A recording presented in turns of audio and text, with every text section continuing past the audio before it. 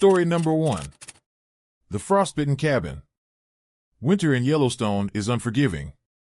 The biting cold seeps into every crevice, turning breath into mist and days into a perpetual twilight of snow and ice. My wife, Emily, and I had been looking forward to our winter getaway for months.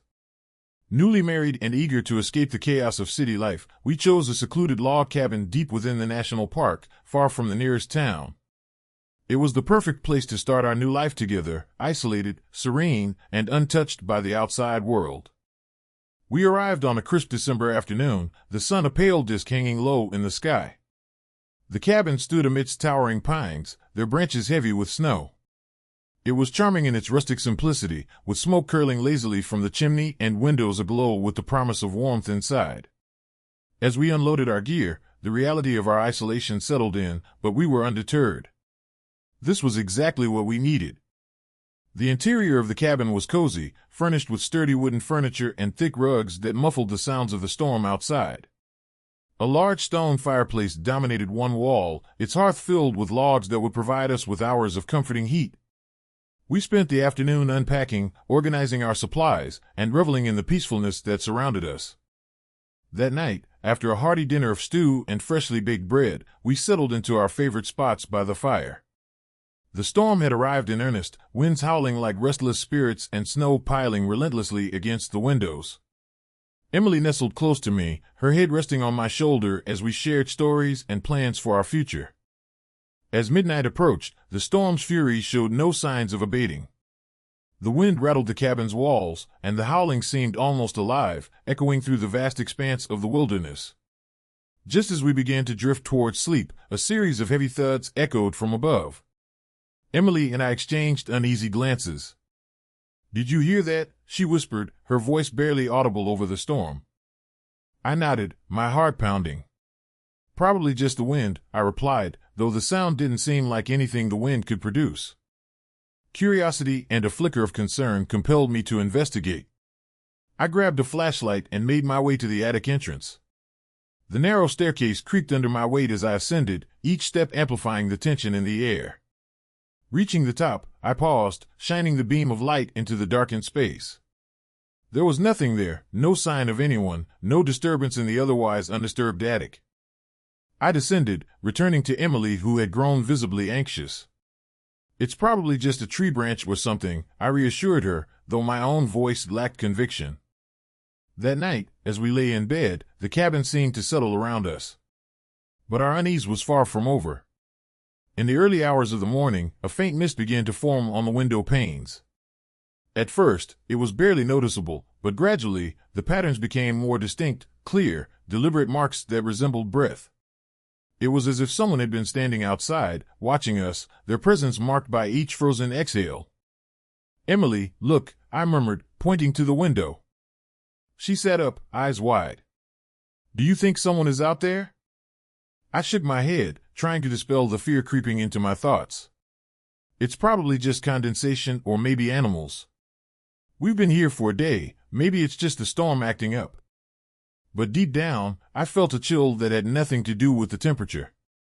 The nights grew colder, the heat from the fireplace struggling to penetrate the unnatural drop in temperature within the cabin. Our breaths turned visible in the frigid air, and an oppressive stillness settled over the rooms.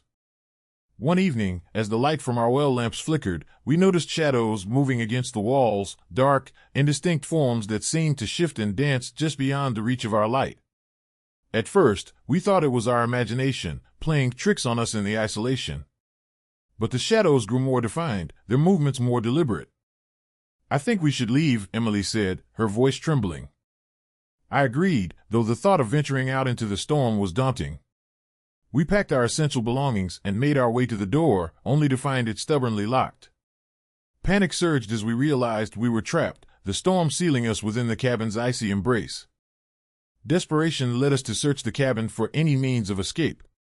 In the back of the kitchen, behind a stack of old pots and pans, we discovered a hidden compartment.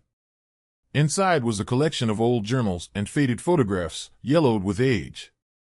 Emily picked up a photograph, her eyes scanning the image of a family, parents and 2 children, smiling in front of the very cabin we now occupied. One journal stood out, its cover worn and fragile. I opened it, The pages brittled beneath my fingers. The handwriting was elegant, the ink faded but still legible. December 12, 1923. The winter has been harsher than any we've known. Supplies are dwindling, and the cold is relentless.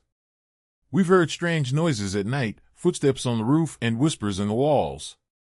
The children are frightened, and fear grips our hearts. We pray for spring, for salvation from this frozen nightmare. As I read, the pieces began to fall into place. This cabin had been home to a family that had succumbed to the merciless winter almost a century ago. The heavy footsteps, the breath marks, the shadows, could their restless spirits still linger, trapped by the same storm that now held us captive? That night, the apparitions became undeniable. The shadows coalesced into distinct forms, ghostly figures of the family from the photographs. They moved silently through the rooms, their presence cold and sorrowful. Emily and I watched in horror as the spirits reenacted their final, desperate days, frozen in time by the unforgiving winter. "We need to help them," Emily whispered, her fear giving way to compassion. I nodded, realizing that our own survival might depend on releasing these tormented souls. The journal provided a clue, a ritual to honor their memories and set them free. According to the entries, an offering of warmth and remembrance could break the curse that bound them to the cabin. We gathered what little we had, a candle, some food, and water, and prepared the space near the fireplace. As we lit the candle, the shadows drew nearer, their ethereal forms shimmering in the flickering light. "Please, let us help you," I called out, my voice steady despite the fear gnawing at me. The spirits hesitated, their hollow eyes meeting ours. Emily began to speak the words from the journal, a heartfelt plea for forgiveness and release. As she recited the ritual, the temperature in the room began to rise, the oppressive cold lifting as if acknowledging our intentions. The candle's flame burned brighter, and the shadows started to dissolve, their forms becoming less defined. The spirits, now visible as translucent figures, seemed to find peace in our acknowledgement. The final words of the ritual echoed through the cabin, a promise to remember and honor their memory. With a collective sigh, the apparitions faded, leaving behind a sense of calm and warmth. The temperature normalized, the shadows banished, and the cabin felt lighter, as if a heavy burden had been lifted. We sat by the fireplace, the storm outside now a gentle whisper. The sense of isolation remained, but it was no longer suffocating. We had faced the cabin's dark history and helped to end the lingering sorrow of those who had come before us. In the days that followed, the storm subsided, revealing the stark beauty of Yellowstone in winter. We spent our remaining time exploring the snow-covered landscape, the memory of the frostbitten cabin serving as a poignant reminder of the thin line between the living and the dead. As we packed to leave, we took one last look at the cabin, now peaceful and serene under the blanket of snow. We knew that our experience would forever bond us, a story of love, fear, and the power of compassion in the face of the unknown. Driving away, the cabin faded into the distance, but its presence lingered in our hearts. Winter in Yellowstone would never feel quite the same again, but neither would we. The frostbitten cabin had taught us that even in the coldest, darkest places, there is warmth to be found in understanding and empathy.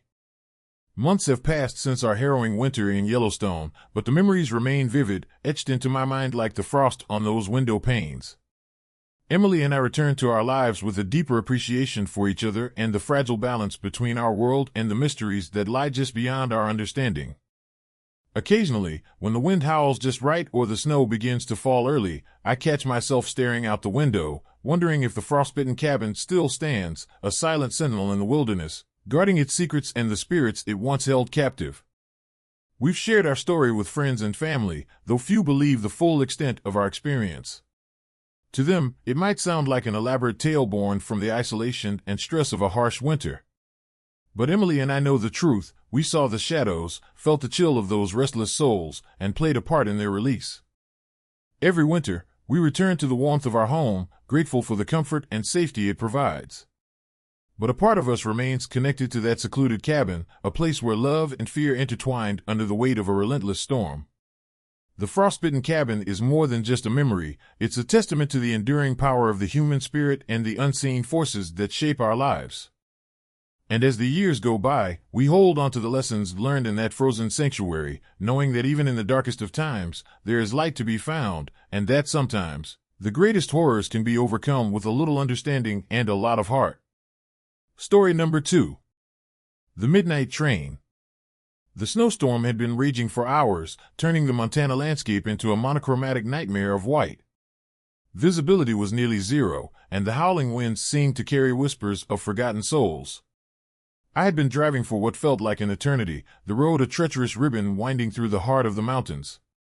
My car was barely holding up against the relentless assault of ice and snow, and I knew I couldn't keep going much longer. Desperation led me to a small, nearly abandoned train station nestled between towering pines. The sign above the platform read Montana Central Station, its letters barely visible beneath layers of snow. The only sound was the distant rumble of the storm and the occasional creak of the old building settling into the night. I approached the station, my boots crunching on the fresh snow. The platform was eerily silent, the usual bustle of passengers replaced by an unsettling stillness. At the end of the platform stood a solitary train, its windows dimly lit and exuding an air of foreboding. The sign beside the entrance read Midnight Express. With no other options and the storm showing no signs of relenting, I decided to board the train. The door opened with a reluctant screech, and I stepped inside, greeted by a warmth that contrasted sharply with the icy tempest outside. The interior was impeccably clean, the seats upholstered in deep red leather that seemed to absorb the dim light of overhead lamps. I found an empty seat by the window, though there was nothing to look at but darkness outside. As I settled in, the door slid shut behind me, and the train began to move with a silent grace that was almost unnerving. I glanced around, noticing that the carriage was sparsely populated. The few passengers present sat motionless, their faces blank and unresponsive, eyes glazed over as if trapped in a perpetual trance. A shiver ran down my spine. I was alone, yet surrounded by strangers who seemed anything but. The silence was oppressive, broken only by the soft hum of the train's engine. I tried to shake off the unease, convincing myself that this was just an old train, its passengers perhaps lost in their thoughts or exhausted from travel. Minutes turned into hours as the train continued its relentless journey through the night. The storm outside showed no mercy, the snow piling higher against the windows with each passing moment. I attempted to distract myself by reading a book I had in my bag, but my eyes kept darting to the other passengers, who remained eerily still. Then, without warning, the train plunged into a dark tunnel. The lights flickered, casting long, dancing shadows across the carriage. The temperature seemed to drop instantly, my breath visible in the frigid air despite the heating system. I wrapped my coat tighter around me, the chill seeping into my bones. As we emerged from the tunnel, I noticed something horrifying. The landscape outside had transformed into a ghostly tableau. The trees stood like skeletal sentinels, their branches twisted into grotesque shapes. The valleys were cloaked in an unnatural fog, and the moon cast an eerie glow that illuminated the scene with an otherworldly light. I turned back to the passengers, and my heart skipped a beat.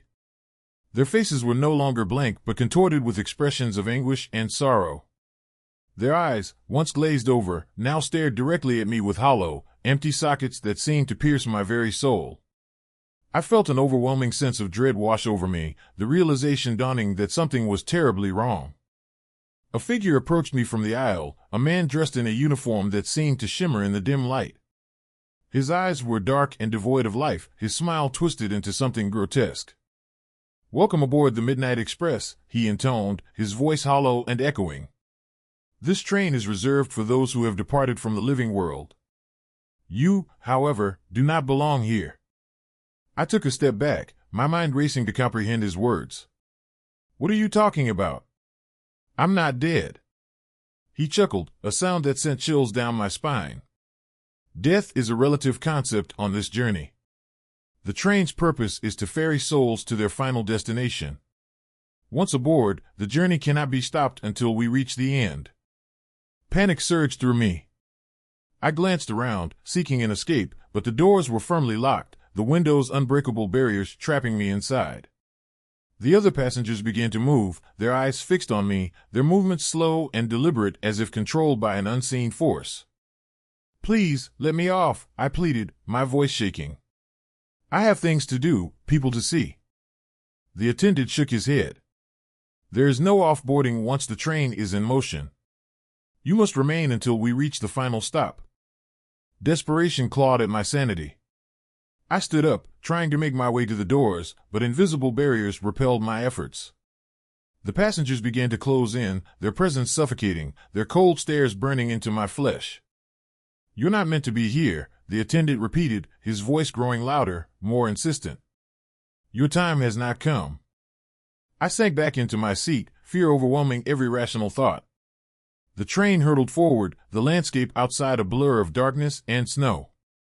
The tunnel loomed ahead once more, a gaping maw ready to swallow us whole.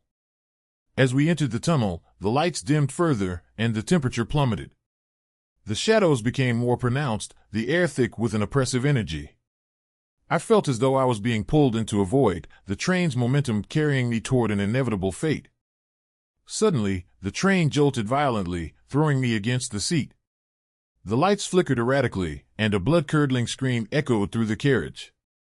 The other passengers began to convulse, their bodies contorting in unnatural ways, as if tortured by unseen forces. I struggled to stay conscious, the terror numbing my senses. The train seemed to accelerate, the speed increasing beyond anything imaginable. The outside world faded entirely, replaced by an endless expanse of darkness and cold. In a final, desperate act, I closed my eyes and whispered a silent prayer, hoping against hope that I could find a way out of this nightmare. The train's screeching wheels and the howling winds outside melded into a cacophony of despair. When I opened my eyes, the train had come to a sudden halt. The lights burned bright, and the temperature normalized, the chill dissipating as if the worst was over. I glanced around, heart-pounding, and found that the passengers had returned to their silent states, their expressions blank once more. The attendant stood before me, his gaze piercing. "We have arrived at the final stop," he announced, his voice devoid of emotion. "Your journey is complete." I felt a surge of relief, but it was quickly replaced by confusion. "What do you mean? I'm not dead." He stepped closer, his presence overwhelming. "The final stop is not a place, but a transition. It's where souls are either released or remain bound to the train. You have a choice to make." I stared at him, desperate for answers. "What choice?" "To stay and join the other souls, or to leave and return to the world of the living. But leaving requires a sacrifice, a life in exchange for your freedom." My mind reeled. There was no way I could offer such a thing, not without understanding the full extent of what was happening. "Is there another way?" The attendant shook his head slowly. "There are no other options. The train's purpose is immutable." Desperation clawed at me once more. I scanned the carriage, searching for any sign of an escape, any hint of a loophole. My eyes landed on a mirror hanging on the wall, its surface reflecting not just my image but something more, shadowy figures moving behind me, whispering voices that sent shivers down my spine. "Please," I begged, my voice barely a whisper. "I'll do anything." The attendant's expression softened, if such a thing was possible. "There is one way to break the cycle, but it requires great courage and selflessness. You must confront the source of the train's curse and find a way to release the trapped souls." My heart raced. "How? What do I need to do?" He extended his hand, palm open. "The journey ahead is perilous, but if you accept, the train will allow you to disembark and seek the truth. You will need to face your deepest fears and make a choice that will determine not only your fate but the fate of all aboard." I hesitated, weighing my options. Staying meant eternal entrapment, but taking on this quest was risky and uncertain. Yet, the alternative was unthinkable. "All right," I said, my voice steadier than I felt. "I'll do it." A surge of energy enveloped me, and the train seemed to dissolve around me.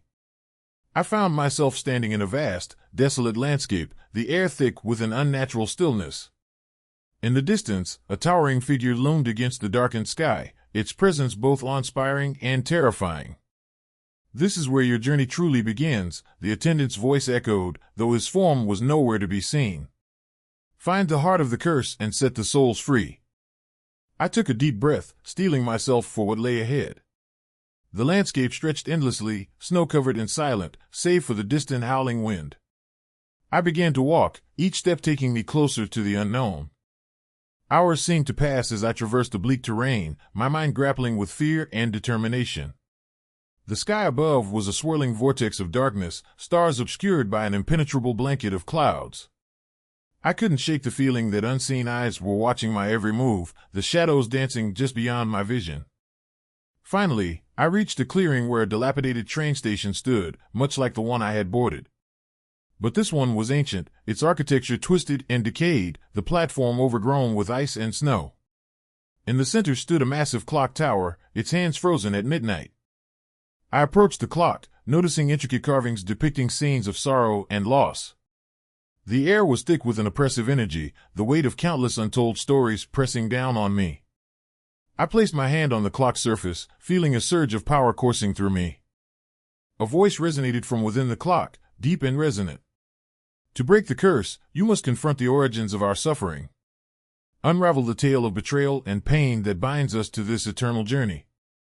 I closed my eyes, allowing memories to surface, stories of the train's inception, a tragedy that had befallen its passengers long ago. It began with a catastrophic accident, a collision in a blinding snowstorm that claimed countless lives. The souls of the deceased were trapped, their grief and anger fueling the train's dark purpose. I realized that to free them, I needed to find closure, to offer forgiveness and release the pain that held them captive. It was a daunting task, but I knew it was the only way to escape the train's clutches. Guided by an inexplicable intuition, I navigated the station, uncovering remnants of the past, discarded belongings, shattered photographs, and personal items that spoke of lives abruptly ended. Each discovery brought me closer to understanding the depth of their suffering. In the heart of the station, I found a memorial plaque, its surface worn and weathered. The names inscribed were a testament to the lives lost, each one a story of hope, love, and dreams cut short by the unforgiving winter. I knelt before the plaque, my heart heavy with empathy. "I'm sorry for your loss," I whispered, my voice breaking. "I forgive you, and I hope you can find peace." A warmth enveloped me, a sense of serenity washing over the desolate landscape. The clock tower began to chime, each strike resonating with a newfound harmony. The shadows that had plagued me throughout my journey dissipated, replaced by a gentle light that bathed the station in tranquility. The air felt lighter, the oppressive energy lifting as if a burden had been lifted from the souls of the departed. I felt a presence beside me, the attendant reappearing, his expression one of gratitude. "You have done well," he said softly. "The curse is broken, and the souls can finally rest." I nodded, feeling a profound sense of accomplishment and relief. The landscape around me began to fade, the dark clouds parting to reveal a clear, starry night. The snowstorm that had plagued me for so long subsided, the winds calming to a gentle whisper. As the world around me transformed, I found myself back on the Midnight Express, the train now moving smoothly through the snow-covered valleys. The other passengers sat peacefully, their faces serene, free from the anguish that had once held them captive. The attendant stood before me once more, his demeanor changed from one of foreboding to one of genuine warmth.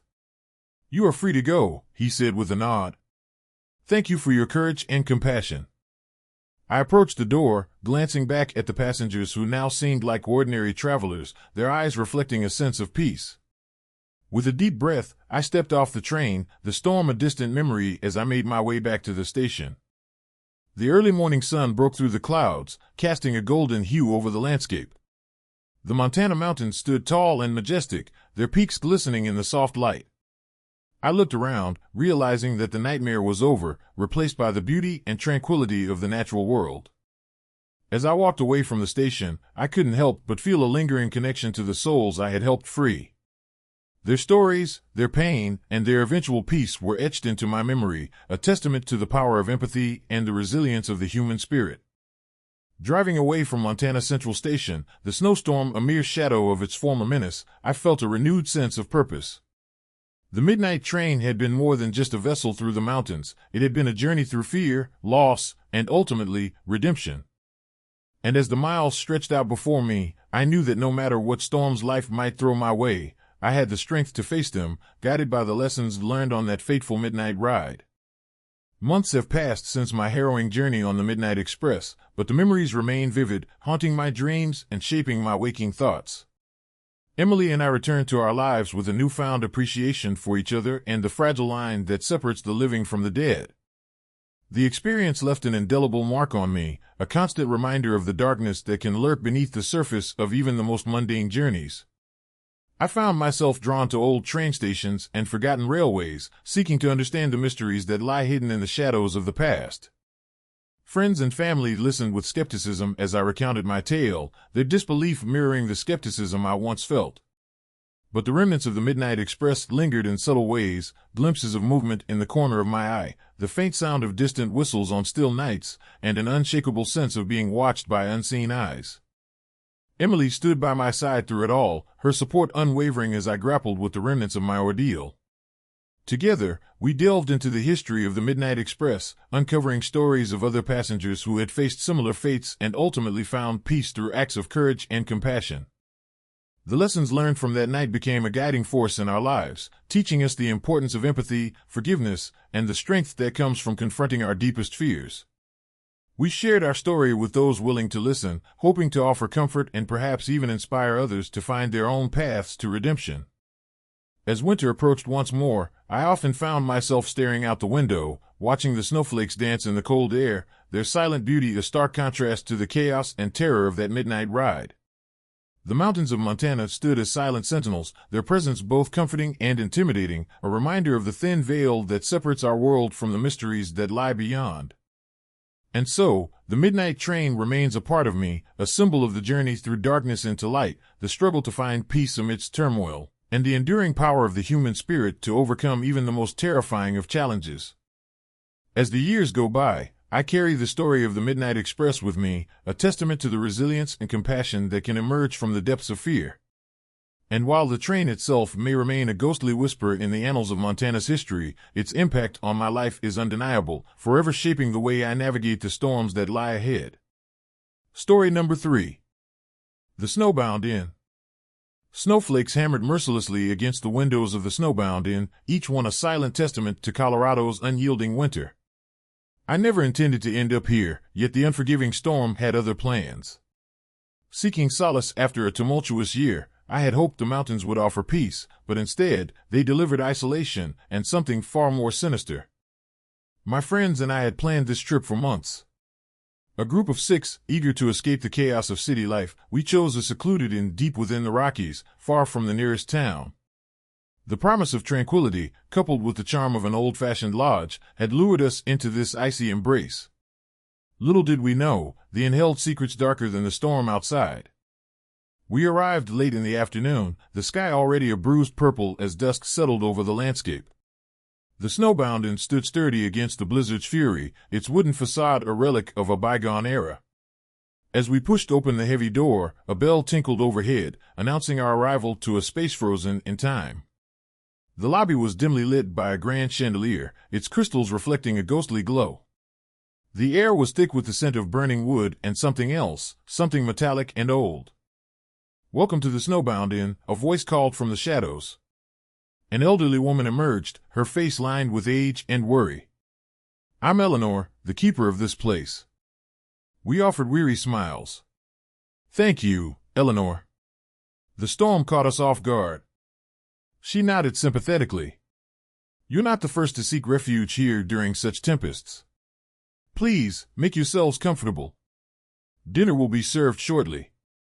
As we settled into a worn armchair by the fireplace, I couldn't help but notice the walls adorned with black and white photographs. They depicted smiling guests from decades past, their eyes seemingly following me as I moved. A chill ran down my spine, but I dismissed it as the building's age affecting my senses.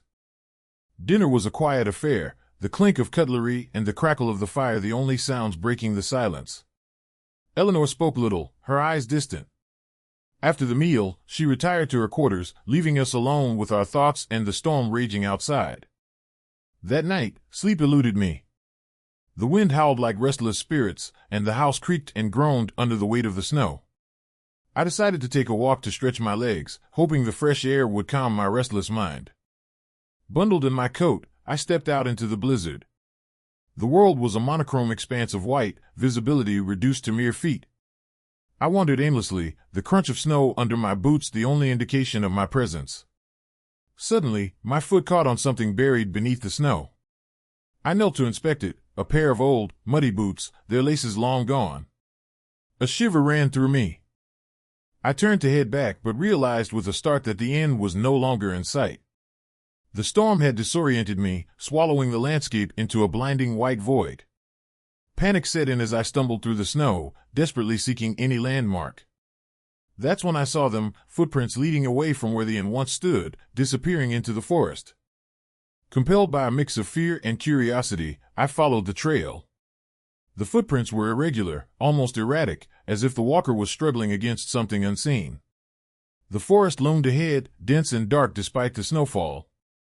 Trees twisted into grotesque shapes, their branches like skeletal hands reaching for the sky. As I ventured deeper, the temperature seemed to drop further, my breath visible in the frigid air. The silence was oppressive, broken only by the occasional snap of a twig underfoot. Then, I saw it, a figure standing among the trees, cloaked in shadow. My heart raced as I approached, each step heavier than the last. The figure turned, and I caught a glimpse of pale, hollow eyes that seemed to pierce my very soul. An overwhelming sense of dread washed over me. I tried to speak, but no words came out. The figure raised a hand, pointing toward the inn, or what remained of it. In that moment, memories surged back, visions of past guests disappearing without a trace, their spirits trapped within these walls. The stories Eleanor had hinted at were real. The keeper of the house, an ancient guardian of the land, demanded lives to protect the sanctity of this sacred place. I turned to flee, but the storm had intensified, obscuring my path. The footprints reappeared before me, leading into a clearing where the inn stood, half buried in snow, its windows like empty eyes staring into nothingness. Ghostly apparitions moved behind the glass, their silent screams echoing in my mind. Desperation fueled my escape as I sprinted through the blinding snow, the spirits in pursuit. The cold was unbearable, each breath a struggle against the freezing air. Just when I thought I couldn't go on, the forest began to thin, and the familiar outline of the inn emerged through the storm. Bursting through the door, I collapsed into a chair, my body numb from the cold. Eleanor was waiting, her expression grave. "You shouldn't have followed the footprints," she said softly. "The keeper of the house does not take kindly to intruders." I looked back at the storm, realizing the true horror of my predicament. The inn was a trap, a nexus between the living and the dead.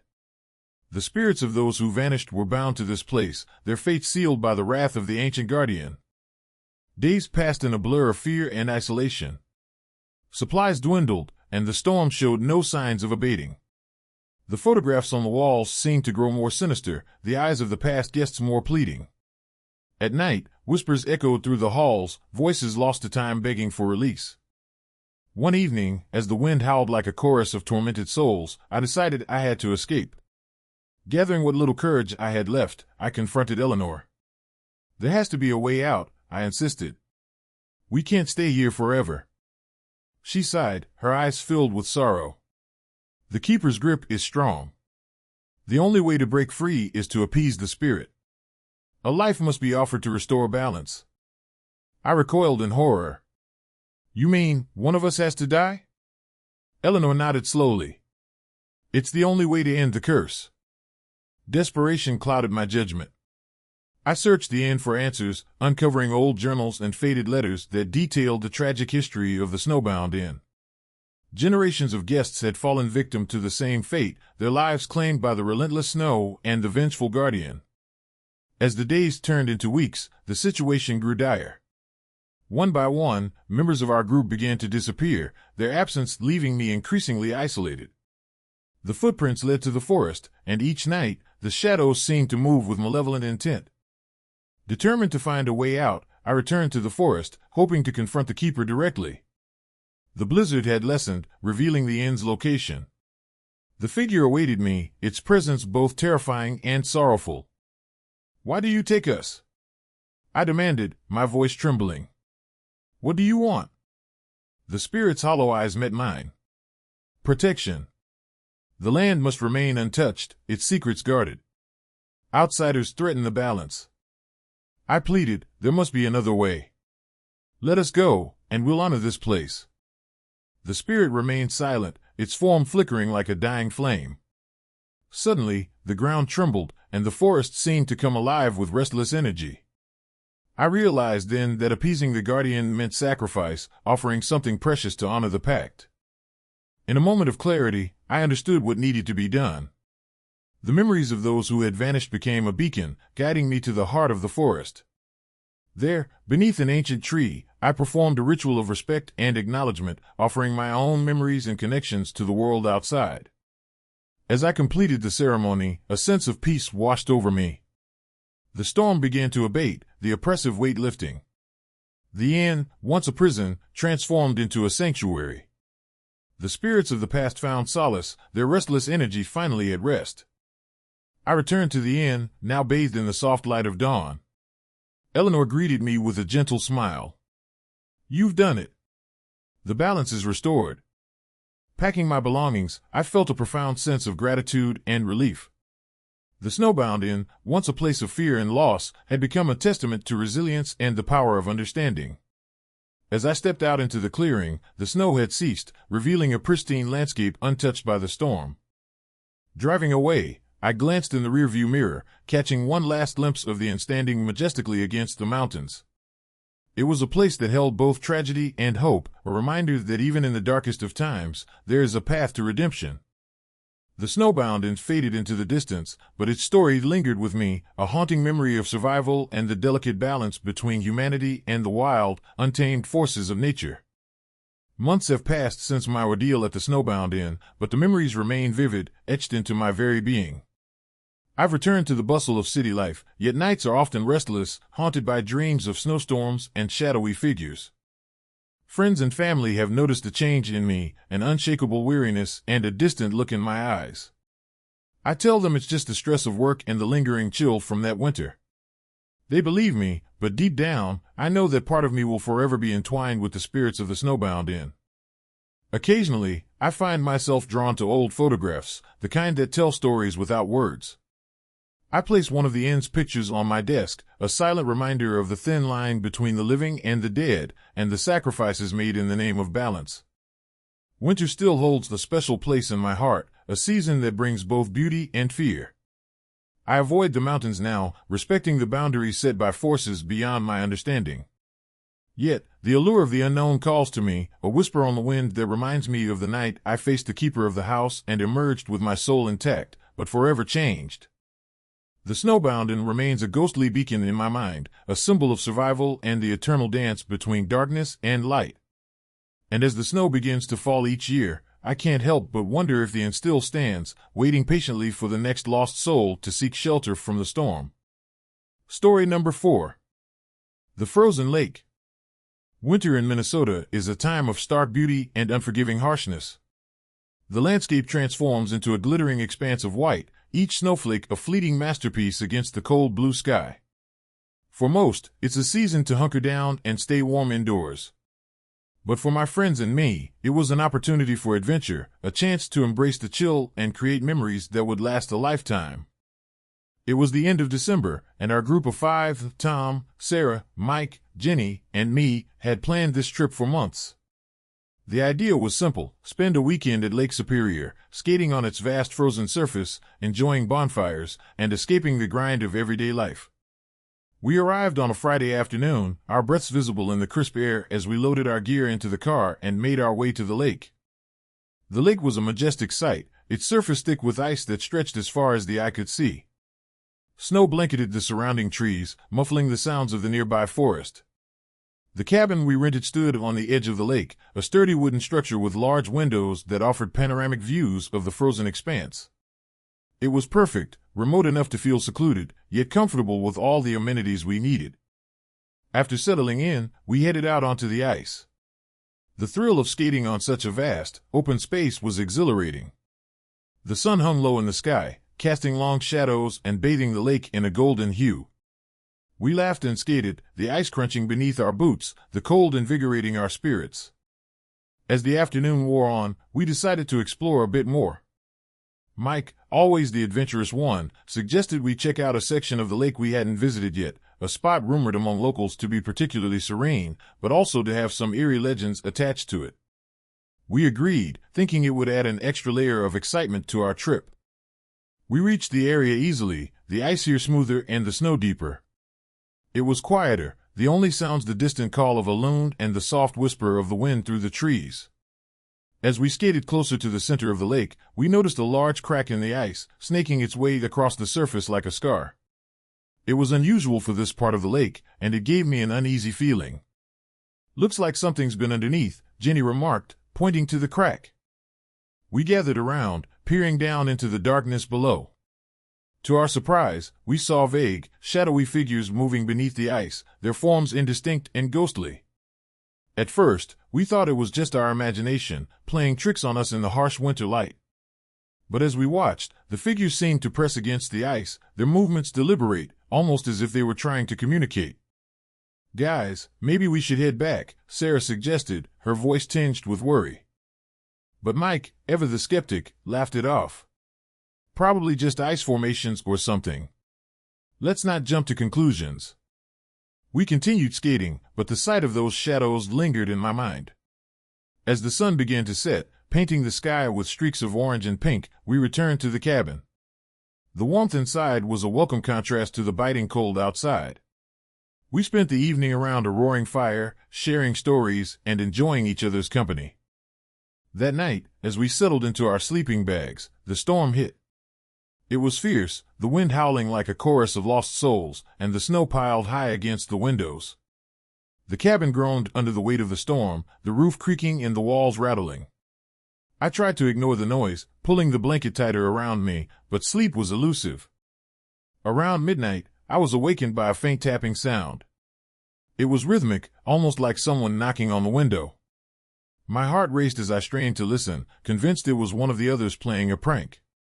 But as I peeked out of my sleeping bag, the tapping continued, growing louder and more insistent. "Guys?" I whispered, shaking Tom awake. He groggily sat up, rubbing his eyes. "What is it?" "The tapping, it's coming from the window." We all sat up, eyes wide with fear. The storm outside masked most of the sounds, but the tapping was distinct and deliberate. Mike grabbed a flashlight, and we cautiously approached the window. The beam of light revealed nothing but swirling snow and darkness beyond. Relieved, we turned back, but the tapping had stopped. Just as we were about to lie back down, Jenny gasped. "Look!" We all turned to see faint, ghostly figures pressing against the window, their translucent hands reaching out as if begging to be let in. Their faces were pale and sorrowful, eyes hollow and empty. "Who are you?" Sarah whispered, her voice trembling. One of the figures gestured towards the center of the lake, pointing to the crack we had seen earlier. Another tapped on the window, then turned away, vanishing into the night. "We need to leave," Tom insisted, his bravado fading into genuine fear. We hastily packed our belongings, determined to escape the cabin and the haunted lake. As we gathered our gear, the storm intensified, the wind howling louder, and the snow swirling around us like malevolent spirits. We rushed out into the night, the cold biting our skin, the darkness enveloping us. As we approached the path to our cars, we realized with horror that the footprints we had followed earlier were still fresh, leading deeper into the forest. The moon was hidden behind thick clouds, leaving us in near total darkness. We were disoriented, the storm making it impossible to see clearly. "Mike, do you see anything?" I called out, my voice barely audible over the wind. He shook his head. "No, it's too thick out here." Suddenly, we heard faint whispers, calling our names from the depths of the forest. "Alex." "Sarah." "Tom." The voices were soft but unmistakable, filled with desperation and sorrow. "We need to go back," Jenny cried, tears streaming down her face. "Something's wrong." But before we could react, one of our friends, Tom, felt an invisible force pulling him towards the center of the lake.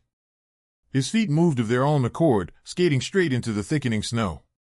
We watched in horror as he disappeared into the darkness, his body slowly sinking beneath the ice as the ghostly figures emerged from the crack, their hands reaching out to drag him down. "Tom!" I screamed, trying to grab his arm, but my efforts were in vain. He was gone, swallowed by the icy depths. Panic set in as we realized the deadly game we were caught in. The storm had cut us off, the lake now a prison of snow and ice. The whispers grew louder, the shadows more defined, circling around us with malicious intent. "We have to do something," Sarah urged, her voice breaking. "We can't just let this happen." I remembered the old legends Eleanor had mentioned earlier, the tales of the keeper of the house, an ancient spirit bound to protect the land from intruders. According to the stories, appeasing the keeper required a sacrifice, a life given to restore the balance. "We need to find Eleanor," I said, my voice steady despite the fear. "She knows how to stop this." But Eleanor had disappeared after dinner, retreating to her quarters, and now she was nowhere to be found. We were alone, trapped in a nightmare that seemed impossible to escape. Determined to save ourselves, we ventured deeper into the forest, guided by the faint light of our flashlights and the remnants of the footprints. The trees loomed overhead, their branches heavy with snow, creating a claustrophobic tunnel that seemed to close in on us. As we walked, the whispers surrounded us, their voices growing more insistent. "Join us, stay with us." The shadows flickered at the edge of our vision, always just out of reach.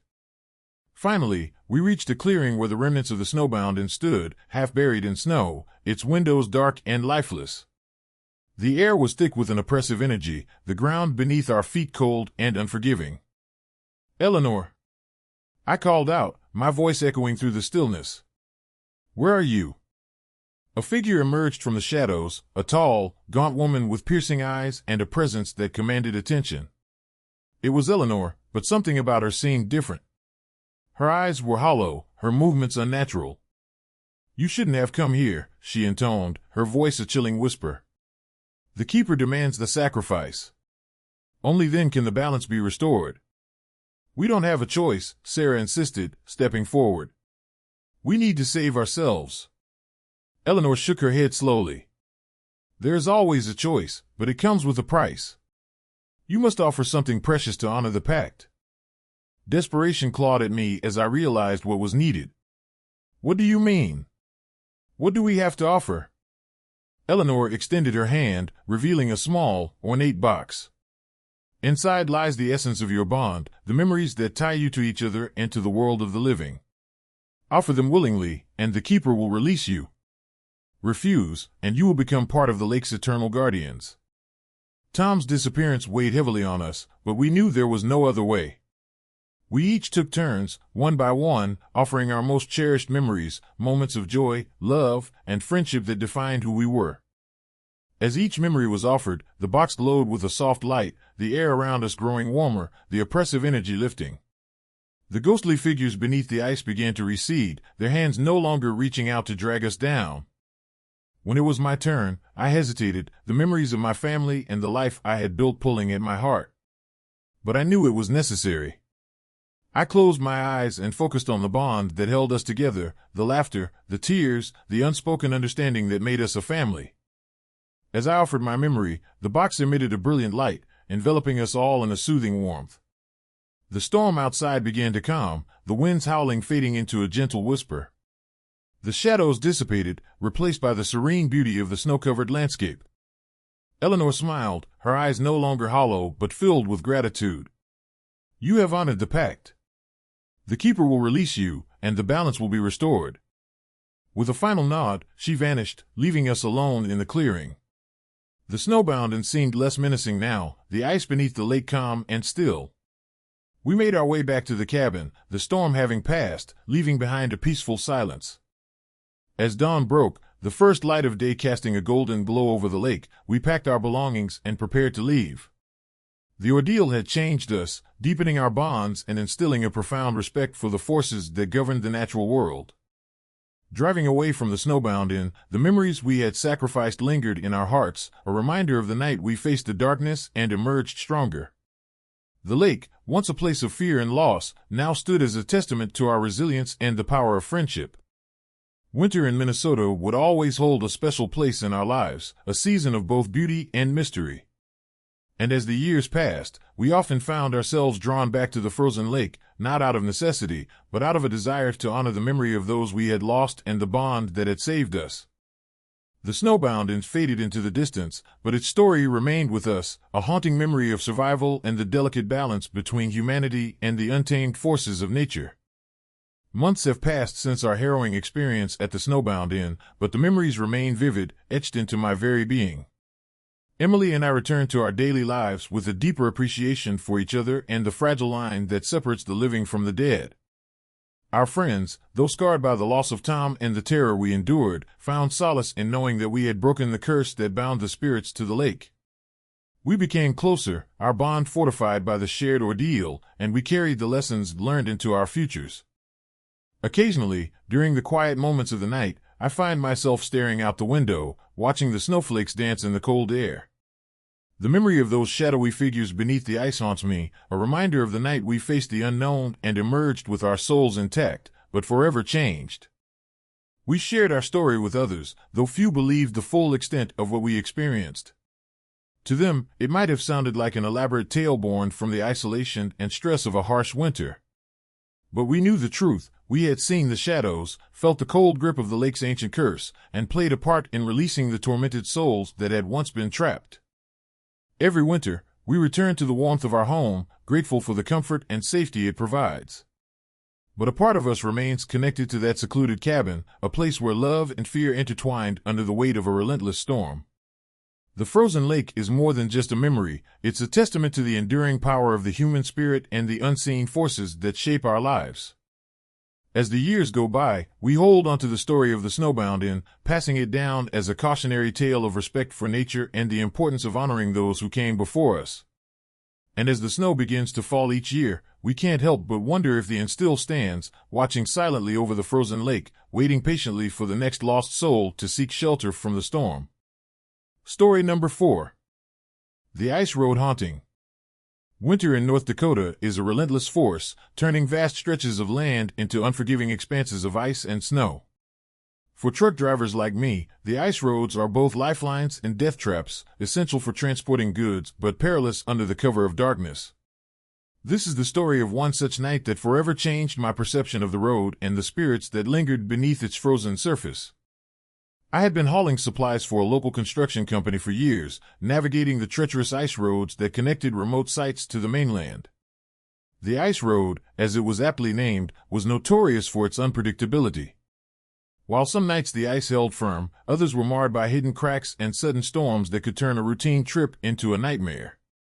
It was mid-December, and the weather forecast predicted another brutal night. Despite the warnings, I had a delivery to make, and the clock was ticking. The sun had long set, leaving behind a blanket of darkness pierced only by the weak glow of my truck's headlights. The road stretched out before me, a narrow ribbon of asphalt bordered by towering pines weighed down by heavy snow. The air was frigid, each breath a visible puff that quickly vanished into the cold night. As I drove, the rhythmic hum of the engine and the crunch of snow under the tires were the only sounds accompanying me. My mind wandered to thoughts of home, of warm fires and the comforting presence of loved ones waiting for my return. The isolation of the ice road often amplified these thoughts, making the journey feel interminable. Around midnight, my headlights caught a figure standing in the middle of the road. A woman, her coat tattered and hair disheveled, was waving frantically. Her eyes were wide with desperation, and her movements were erratic, as if she were trying to communicate something urgent. I slammed on the brakes, bringing the truck to a screeching halt. The engine roared to a halt, and the silence that followed was deafening. Heart-pounding, I rolled down the window to ask if she needed help. "Please," she whispered, her voice barely audible over the howling wind. "Help me, please." Her plea was haunting, and I felt a chill run down my spine. "Are you okay? Do you need a ride?" She nodded, but before I could respond further, she vanished into thin air. My heart raced as I stared in disbelief, searching the darkness for any sign of her. Trembling, I wiped the condensation from my windshield and noticed a message etched in the moisture: "Don't stop again." I felt a surge of unease but tried to shake it off. "Probably just a trick of the light," I muttered to myself, resuming my journey. The road seemed to stretch on forever, the shadows deepening as I ventured further into the night. A few miles later, as I was navigating a particularly sharp bend, I caught a glimpse of a pale figure in my rearview mirror. It was the same woman, her form wavering like a mirage. My blood ran cold as I realized she was standing just behind me, her eyes fixed on mine. "Stop," she seemed to say, though no sound emanated from her apparition. I glanced back, my hands tightening on the steering wheel. "What do you want?" I whispered, my voice cracking. She didn't respond, but her presence was undeniable. The temperature in the truck seemed to drop, my breath forming icy patterns in the air. The darkness outside pressed in, and I felt an invisible weight bearing down on me. I tried to focus on the road ahead, but the woman's image persisted, her eyes filled with an otherworldly sorrow. Suddenly, a loud knock echoed from the back of the truck. My heart leapt into my throat as I spun around, only to find the cargo area empty. There was no one there. "Don't stop again," the words echoed in my mind, overlaid by the faint sound of knocking that seemed to come from all around me. Panic surged as I realized something was terribly wrong. I accelerated, the truck's engine roaring to life as I attempted to outrun the haunting presence. But no matter how fast I drove, the woman remained in my mirror, her eyes never leaving mine. Each time I glanced back, she was there, and each time I saw her, the knocking grew louder, more insistent. Desperation clawed at me. I need to get out of here, I thought, fighting to maintain control of the vehicle. The ice road seemed to twist and turn unnaturally, leading me deeper into a nightmarish landscape where the frozen wilderness felt alive with malevolent intent. Minutes felt like hours as I navigated the treacherous path, the storm outside intensifying. Snow whipped against the windshield, reducing visibility to mere feet. The road ahead was barely discernible, the ice beneath threatening to give way at any moment. In a final attempt to escape, I took a sharp turn onto a side road, hoping it would lead me away from the haunted ice road. The truck skidded as I accelerated, the tires slipping on the slick surface. My eyes darted to the rearview mirror one last time, only to find the woman gone. Relief washed over me, but it was short-lived. As I rounded another bend, my headlights illuminated a massive fissure in the ice, a gaping maw that seemed to beckon me closer. The storm had taken its toll, the road now a perilous path of shattered ice and swirling snow. My mind raced as I recalled the stories of the ice road's dark past, tales of tragic accidents and lost souls that lingered beneath the frozen surface. With a sinking feeling, I realized the truth: the ice road was cursed, a conduit for restless spirits seeking to claim the living. The woman I had encountered was one such spirit, trapped in an eternal loop of despair, desperately trying to warn others to flee before it was too late. Summoning every ounce of courage, I pressed my foot to the accelerator, determined to escape the clutches of the haunted ice road. The truck surged forward, navigating the treacherous path with a newfound sense of urgency. The storm raged on, the wind howling like the wails of the damned, but I focused solely on the road ahead. Ahead, the fissure seemed to pulse with an ominous energy, the ice beneath swirling as if alive. The frozen landscape stretched out before me, a desolate expanse that felt both endless and suffocating. The shadows of trees loomed on either side, their branches heavy with snow, creating a tunnel of darkness that threatened to swallow me whole. Suddenly, the truck lurched violently, the engine sputtering as I struggled to maintain control. My vision blurred as the cold seeped into the cabin, my breath labored and shallow. The woman's apparition reappeared in the mirror, her expression now twisted with malevolence. "Don't stop," she hissed, her voice echoing in my mind. "Stay with us." Fear gripped me, but I refused to succumb. "I won't stop," I vowed, pushing the truck forward with every ounce of strength I had left. The road seemed to stretch on indefinitely, the storm showing no signs of relenting. Each mile felt like a battle against the supernatural forces that sought to claim me. As dawn approached, the storm began to wane, the winds dying down to a gentle whisper. The first light of daybreak pierced through the darkness, casting a pale glow over the ice road. Exhausted and on the brink of collapse, I saw the end of the road in the distance, a familiar sight of the main highway leading back to civilization. With a final burst of energy, I accelerated towards the end, the truck's engine roaring triumphantly. The fissure in the ice loomed behind me, a dark reminder of the nightmarish ordeal I had endured. As I crossed the threshold of the ice road, the haunting presence dissipated, leaving behind an eerie silence that was quickly replaced by the sounds of the waking world. I pulled into a rest area, the warmth of the shelter a stark contrast to the frozen hell I had escaped. Shivering uncontrollably, I sat in the truck, reflecting on the night's events. The woman's apparition, the ominous warnings, the relentless storm, it all seemed too surreal to be real. Yet, the evidence was undeniable: the message on the windshield, the knocking sounds, and the deadly allure of the ice road. In the days that followed, I couldn't shake the experience. The memory of the haunted ice road lingered, a constant reminder of the thin veil between the living and the dead. I shared my story with fellow truckers, some of whom nodded knowingly, recounting their own encounters with restless spirits on the ice roads. The tales were similar: visions of lost souls, eerie messages, and a pervasive sense of dread that clung to the drivers long after they had escaped. Determined to understand the curse that plagued the ice road, I delved into the history of the area. What I discovered was a tragic tale of a deadly accident that had occurred decades ago. A convoy of trucks had been stranded on the ice road during a massive snowstorm, succumbing to the elements and never returning. Their spirits were said to linger, bound to the frozen landscape, forever seeking to replace those who had lost their lives. Realizing that the spirits were caught in an endless cycle of suffering, I felt a deep sense of compassion. The woman who had appeared to me was a manifestation of their anguish, desperately trying to communicate their plight. It wasn't just a haunting, it was a plea for help, a cry to be remembered and released from their eternal torment. Fueled by a newfound purpose, I decided to return to the ice road, this time with the intent to honor the memory of those who had perished. Equipped with a camera and recording equipment, I wanted to capture evidence of the supernatural occurrences and perhaps find a way to break the curse. I chose a clear night, the moon casting a silvery glow over the frozen landscape. As I drove along the ice road, the isolation felt less oppressive, replaced by a solemn determination. The road was eerily quiet, the only sounds the crunch of my tires on the ice and the distant call of an owl.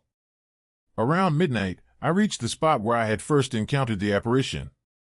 The large crack in the ice was even more pronounced, a jagged fissure that seemed to pulse with an otherworldly energy. I parked my truck and stepped out, the cold biting into my skin despite my layers of clothing. Setting up my camera, I began to document the area, hoping to capture any signs of the supernatural. As I worked, the familiar feeling of unease settled over me. The wind picked up, swirling snowflakes into frenzied patterns that danced around me. Suddenly, I heard a faint tapping sound. I turned towards the source, my heart racing. There, standing on the ice, was the same woman from before. Her expression was sorrowful, her eyes pleading for understanding. "Please," she whispered, her voice carrying a haunting melody. "Help us." I approached cautiously, raising my hands in a gesture of peace. "I'm here to help," I assured her, my voice steady despite the fear gnawing at me. "I want to set you all free." Tears welled in her eyes as she reached out a hand, her fingers barely grazing the ice. "You must remember us," she pleaded. "Honor our memory, and we can finally rest." I nodded, understanding that the key to breaking the curse lay in preserving the legacy of those who had lost their lives. "I'll do whatever it takes," I vowed. As I spoke, the air around us seemed to shimmer, the oppressive energy lifting slightly. The spirits of the lost began to materialize, their forms becoming more defined as they listened to my promise. One by one, they approached, their eyes filled with gratitude and relief. Together, we performed a ritual of remembrance, lighting candles in honor of each soul, sharing stories of their lives and the bonds they had forged before their untimely demise. The flames flickered warmly against the cold night, casting dancing shadows on the ice. As the ritual concluded, a sense of peace washed over the ice road. The storm that had once raged now subsided, the winds calming to a gentle breeze. The fissure in the ice began to heal, the crack closing as if the land itself was acknowledging the closure of a long-standing wound. The spirits, now freed from their eternal suffering, began to fade, their forms dissolving into the night sky. The woman who had first appeared to me smiled softly before disappearing, leaving behind a serene silence that felt like a balm to the frozen landscape. I packed up my equipment, feeling a profound sense of accomplishment and sorrow. The ice road was no longer a place of fear, but a sacred ground where lives were honored and memories preserved. As I drove away, the first light of dawn broke over the horizon, casting a golden glow on the snow-covered landscape. The ice road haunting was over, the curse lifted by compassion and understanding. But the experience left an indelible mark on me, a reminder of the fragile balance between life and death, and the enduring power of memory. Months have passed since that fateful night on the ice road, but the memories remain vivid, etched into my very being. I returned to my regular routes, but the sense of isolation I once felt has been replaced by a deep respect for the land and the souls that inhabit it. My story spread among the trekking community, becoming a cautionary tale about the haunted ice roads of North Dakota. Some dismissed it as a fabricated tale born from exhaustion and the harsh winter conditions, but others shared their own encounters, each adding to the legend of the cursed road. I often find myself reflecting on the night I faced the ice road haunting, the spirits I helped to free, and the lessons learned from their tragic stories. The frozen landscape now holds a place of reverence in my heart, a testament to the resilience of the human spirit and the importance of honoring those who have passed. Every winter, as the snow begins to fall and the ice roads form, I pause to remember the souls that once wandered those treacherous paths. Their stories live on, a reminder that even in the coldest, darkest places, there is warmth to be found in understanding and empathy. The ice road stands silent now, its curse lifted and its spirits at peace. But its legacy endures, a haunting memory of survival and the delicate balance between humanity and the untamed forces of nature.